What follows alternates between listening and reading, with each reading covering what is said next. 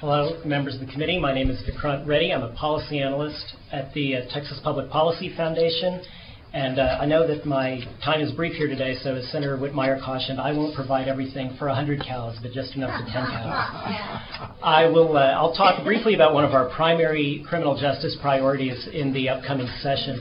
It's actually a measure that was passed by the previous session 2 years ago, SB 1055. I believe it was Senator Corona's bill, and it was a really terrific piece of legislation that enabled counties to voluntarily enter into agreements with the state so that they could reduce the number of prison commitments of low-level offenders.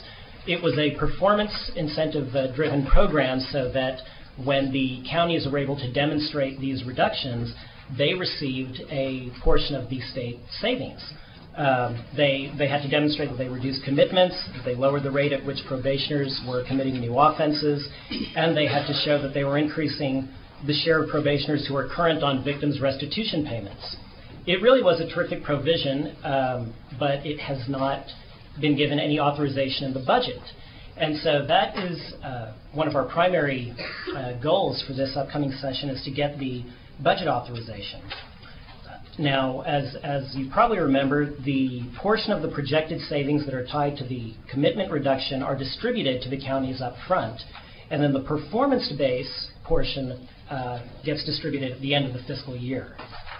Now, the upfront funds get distributed so that these counties can go ahead and implement all of the strategies that they need to start bringing down commitments. That means mental health treatment, it may mean electronic monitoring, whatever measures these counties individually feel are best for them. I also want to note that although these portions do get distributed up front, there's a clawback provision. TDCJ is allowed to proportionally claw back funds from any county that fails to meet its targets.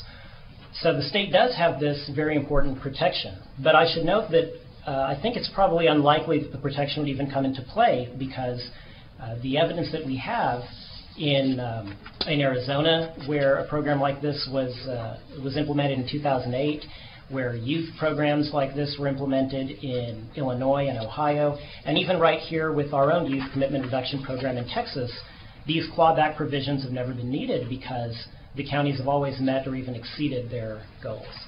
So you can read a bit more about some of our criminal justice priorities in the document that was distributed. It's prepared by my colleague Mark Levin, the director of our Center for Effective Justice.